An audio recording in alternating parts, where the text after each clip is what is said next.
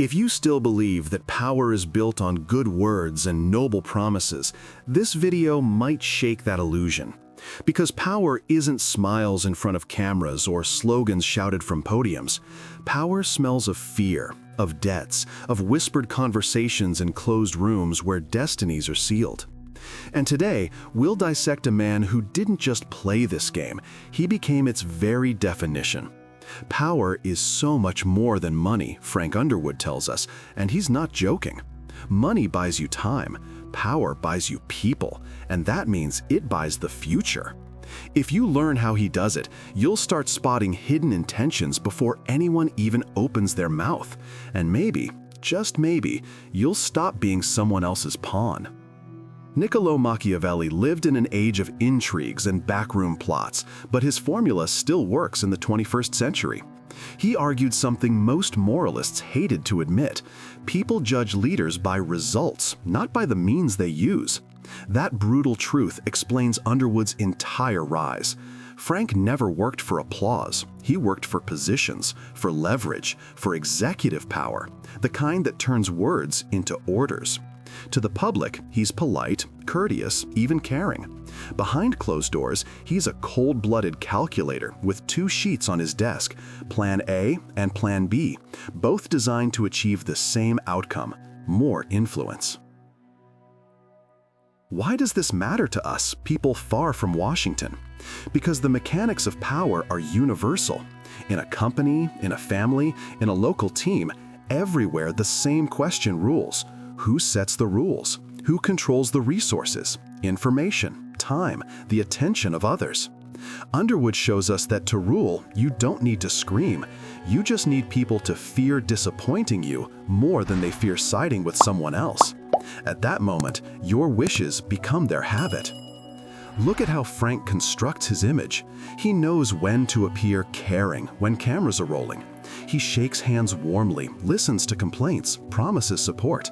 He reassures journalists, together we'll expose the truth, we'll fix the system. And the moment the lens shuts, the mask comes off. To the public, he's a guarantor of order. To allies, he's a useful partner. To rivals, he's a quiet threat you'd better not provoke.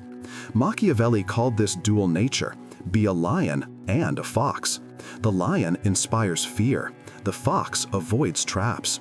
Together, they form a leader who always has an exit, even when no one else sees one. The core of this duality is managing expectations. Frank never makes promises that tie his own hands. He makes promises that tie the hands of others. If he needs someone's vote, he doesn't sell results. He sells the illusion of being part of a bigger game, of collective victory. If he needs silence, he doesn't threaten directly. He simply shows he knows more than he should, and that he never forgives surprises.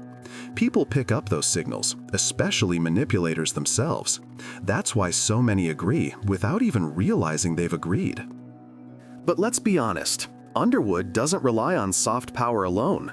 Where it fails, he crushes. And he does it with the same calm as closing a door. Courage? Not really. It's arithmetic. If you don't neutralize a threat, you've just given it time to become a catastrophe. That's where most good people lose. They hope the problem will vanish. They delay, paralyzed by fear of tough choices. Frank does the opposite. He brings consequences early, before the price becomes unbearable. From a nervous journalist to a talkative ally, whoever crosses the line vanishes from the board. Harsh? Yes. Effective? Also yes. And in Machiavelli's logic, this is the ultimate responsibility of a ruler. You don't answer to morality. You answer to the survival of the structure you built. Now, does this make a man a monster? A fair question. Underwood's answer, the monster isn't the one who gets his hands dirty, but the one who refuses to when the system's survival demands it. It's a dangerous answer, a tempting one, but reality often proves him right. Look how quickly noble ideals collapse when someone stronger and less moral grabs the levers. Frank chooses the opposite. Keep the levers at any cost, so that ideals serve his goals, not bury them. Notice his communication tactics. To the masses, he speaks in hope. We'll fix, we'll reform, we'll achieve. To insiders, he speaks in percentages, timelines, words that can be twisted later. With journalists, he plays trade. You get a scoop, I control the angle. With lobbyists, you get access, I get your vote. With rivals, you get a graceful exit, I get today's victory. On the surface, everyone wins. But in the long run, he's the only one ahead, because he always calculates 2 moves further. That's another Machiavellian lesson. Good intentions are worthless without engineered outcomes. Whoever designs the consequences writes the story. His double game isn't lying for lying's sake, it's layering. The top layer is the socially acceptable narrative, the one fed to the press and the people. The bottom layer is the math of influence. Who owes whom? Who has the keys? Who can sabotage with a single call? Frank always keeps his hand on that bottom layer. That's why public failures don't scare him. He can lose face and still gain position. For most people, that's checkmate. For him, just a rook swap. Now about fear and love. Machiavelli was blunt. If you can't be both loved and feared, choose fear. Not hysteria, not terror for its own sake, but rational fear, the awareness of limits. Frank doesn't shout or pound tables, he just makes sure people know he sees everything, remembers everything, and never forgives betrayal. That's quiet, suffocating power. It doesn't make headlines, but it shapes every decision around him. And that's why so many make the right choice for him long before he asks. Think about your own life. Leading a small team? Define the red lines, not the ones you declare loudly, but the ones you truly enforce. Running a business partnership? Lock in sanctions when everyone's still smiling. Managing your personal time? Apply fear to tasks. Not, I'll try, but I'll pay this price if I fail. Fear in small doses disciplines. Underwood just scales it to Congress. We scale it to our daily lives. Frank's real strength isn't one bold move, it's consistency. At every moment, he knows what resource is at play and how to convert it into the next edge. Today, it's press coverage.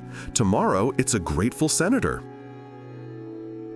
The day after, it's an opponent's hidden weakness. He links them like dots in a line, each one a planned step, not a coincidence. That's why he rarely looks cornered. The corner itself is part of his blueprint. That chilling scene where he removes an inconvenient witness, viewers see shock, but it's not impulse, it's the climax of careful architecture. He had already boxed that person in, stripped alternatives, narrowed choices to one door. When the time came, he just nudged. In his world, helplessness isn't tragedy, it's proof his design worked. And that's when Machiavelli's formula becomes flesh. History remembers results, not the means. Everything else dissolves in the corridors of power. Pay attention to the little details. He almost never says no. He says later, we'll see, that makes sense, but let's clarify. Sounds gentle, but it kills momentum.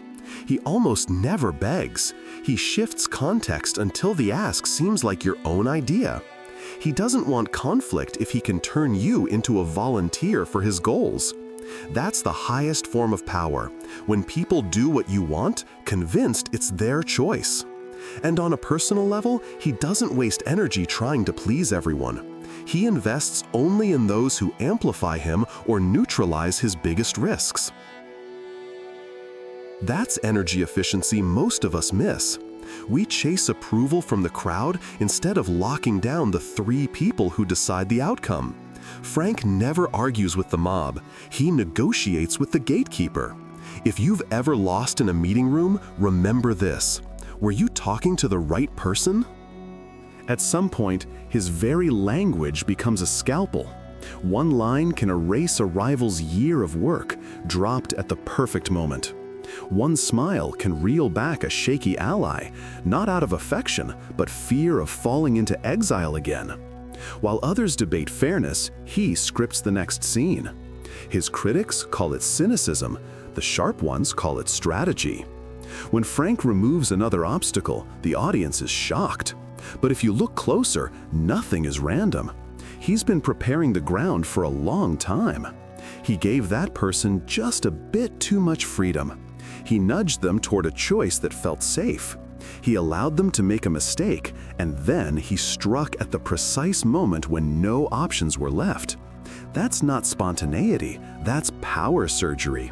It's the very thing Machiavelli described. Betrayal, intrigue, even killing aren't emotional outbursts. They're tools in the hands of a ruler who understands the price of timing. If you want to preserve control, act when the strike delivers maximum effect. That's exactly what Underwood does. Think about how many people fail simply because they wait. They sit through endless meetings hoping their rival will self-destruct.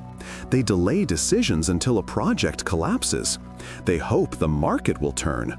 Frank does the opposite. He accelerates. He lights the spark himself. Cruel, yes, but it keeps initiative in his hands. And here's the lesson. Strategy isn't just about knowing where to move, it's about controlling the pace. Whoever controls tempo controls the outcome. Machiavelli would have called this mastering fortune. Luck only favors the one ready to act while the iron is still hot. But power isn't only levers and deals, it's also theater. Frank plays the crowd like an instrument. He knows the masses rarely care for details. They respond to emotion, to image. That's why he stages his moments of kindness, of friendship, even of vulnerability. He shows how he shares the pain of the people, how he's disappointed in corruption, how he's searching for solutions. And people believe. They believe not in reality, but in a performance. The louder the applause, the easier it becomes for him to work behind the curtain. That's exactly Machiavelli's advice. A ruler must appear virtuous while acting ruthlessly. Not be, but appear. That's the key. And here lies the uncomfortable truth. How many leaders around us do the same? They smile for cameras, speak noble words in meetings, show enthusiasm for common causes. But scratch the surface and the deeds don't match the words. They appear because appearing is enough to win. Your defense is learning to spot the gap. Don't listen to the speech, track the exchanges. Who gained resources? Who lost them? Who really moved forward? That one habit shields you from manipulation. Underwood reminds us, leadership is not about truth, it's about control. And control rests on belief in illusions. Journalists believe they got an inside scoop. Senators believe they made their own choice. The public believes it was heard. Everyone feels satisfied. But in reality, each just walked exactly where Frank wanted. He constructs their freedom. That's the chilling beauty of Machiavellian politics. You can feel free, but only inside a script someone else wrote. Notice his style of pressure. He almost never threatens directly. Why waste energy on conflict if you can make someone think they chose freely? Classic trick. Offer 3 options, 2 absurd, 1 intended. The person picks the third, feeling clever. In truth, they walked straight into your trap. Again, Machiavelli's principle. The best ruler governs so that subjects don't feel enslaved. They should believe it was their will all along. That's manipulation at its most effective. Then there are debts. Frank is a master at creating invisible debts. He does a favor that looks minor, harmless. The recipient thinks, it's nothing, he just helped me out. A month later, that nothing becomes a demand. And refusal feels impossible because nobody likes feeling ungrateful. Gratitude becomes chains, and Frank knows exactly when to tighten them. This too is pure Machiavelli. It's better to control through obligation than brute force. Force can be resisted. Debt eats at you from inside. But sustaining this system has a cost. To keep control, you must constantly prove your resolve. You can never allow doubt about your willingness to act. Forgive betrayal once, and people will test you forever. That's why Frank always goes all the way. He never stops halfway. Either he finishes his enemy, or he converts them into an ally through humiliation so complete they'll never rise again. Ruthless? Yes. But in the laws of power, it's logic, not cruelty. And it raises the haunting question, can you play this game and still remain human? Or does power itself demand you become something else? Frank's life is built on contrast. On stage, he's the caring politician. Off stage, he's the cold strategist. And that contrast terrifies us, because deep down, we know real-world power works the same way. We don't usually see it so naked, but the mechanisms are there. We see outcomes, never processes. House of Cards lets us peek behind the curtain. No speeches about justice, just cold equations. And the equations feel disturbingly real. So, what matters more, image or result? Machiavelli answered, result. Frank confirms, result. But we live in a culture that demands both, appearance and achievement. And that's where Underwood is so dangerous. He delivers both. He provides the show and the victory, and that makes him nearly unstoppable. But every double game has a price. A man who builds on fear and control becomes a prisoner of his own design. He can never pause the act. He can't show weakness. He can't just be a man. Where normal people see comfort, he sees threats. Where we see trust, he sees a knife waiting. That's why every step for Frank is a minefield. Calculate or explode. And here lies the tragedy of every Machiavellian leader. The higher you climb, the more enemies you stack below, and the fewer allies you can trust. Those moments when Frank turns to the camera and speaks directly to us, that's not style, that's confession. He doesn't talk to us as viewers, but as accomplices. He's saying, you get it. You see there's no other way. You'd do the same if you stood where I stand. That chilling recognition makes the show so powerful. We start justifying him, because his logic is airtight. And that's the danger. Logic of power is always persuasive until results vanish. When results vanish, that same logic reveals the monster. So what can we take away? First, the ability to think beyond one move. Most people live reactively. Something happens, they respond. Frank projects consequences. You can train this. Simple exercise. Before making a decision, ask, what 3 steps will follow from this? Not 1, not 2, 3. By the second, the truth is clear. Second, the value of promises. Don't make promises that bind you. Make promises that bind others. It works in negotiations, in business, even in relationships. Third, the art of image. You may be a good person, but if you look weak, people will exploit you. Power respects strength, even if the strength is partly illusion. And here's the ultimate lesson. Machiavelli warned, a ruler must be ready to act against kindness, against morality, against faith, if survival demands it. Frank Underwood is that warning made flesh. House of Cards isn't just fiction, it's a Machiavelli lecture brought to life. Brutal, cynical, stripped of morality. But within that brutality lies a truth. If you don't understand the rules, you're someone else's pawn. If you do, at least you have a chance to stay on the board. Next time you hear a polished speech from a politician, a manager, or even a team leader, will you believe the words or track where the resources actually move? That's the real test. Because words belong to the crowd. Power belongs to whoever writes the script. But here's the price of the double game. A man who builds on fear and control is chained to his own system. He has to keep performing, never pause, never show his true weakness. He can't afford to trust. Where normal people look for comfort, he sees threats. Where we see trust, he sees a knife waiting. Every step is a minefield. Calculate or explode. And this is the tragedy of every Machiavellian ruler. The higher they rise, the lonelier and more paranoid they become.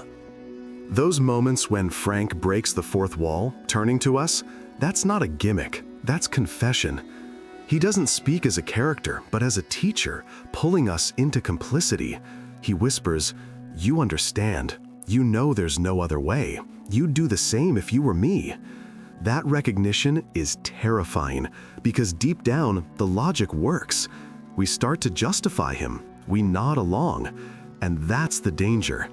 The logic of power is seductive until results vanish. Then, the same logic reveals the monster hiding beneath. So what do we take away from Frank's methods? First, think 3 moves ahead. Most people live in reaction. He lives in projection. Try this simple practice. Before acting, ask yourself what 3 things will follow. By step 2, you'll already see if your move makes sense. Second, control your promises. Don't tie your own hands, tie others. Third, protect your image. You can be kind in reality, but if your image screams weakness, you will be eaten alive. Power bows to strength, even the appearance of it. And the ultimate lesson?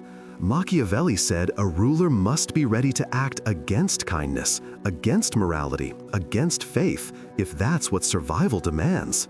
Frank Underwood embodies this. House of Cards isn't a drama, it's a lecture on power in action. Brutal, cynical, stripped of illusion. But within that brutality lies the truth. If you don't understand the rules, you're just someone else's pawn. If you do, you at least have a fighting chance. Next time you watch a polished speech from a politician, a CEO, or even a manager at work, will you be charmed by the words, or will you track where the resources go? That's the test. Because words belong to the crowd. Power belongs to whoever writes the script. And now, let me leave you with a challenge. Ask yourself honestly, do you want to be the one who listens to the story or the one who writes it? Because that choice determines whether you spend your life reacting or leading. Frank Underwood made his choice. Machiavelli described it centuries ago, and the world still runs on the same current. If this video opened your eyes, if you learned something about the mechanics of power, subscribe to this channel. Hit the bell so you don't miss the next breakdown. Share this video with friends who need to see behind the mask. And in the comments, tell me, which character or historical figure do you think deserves a Machiavellian breakdown next? Your ideas could shape the next episode. Because we're only just beginning to explore the darkest, rawest, and most dangerous lessons about how power really works.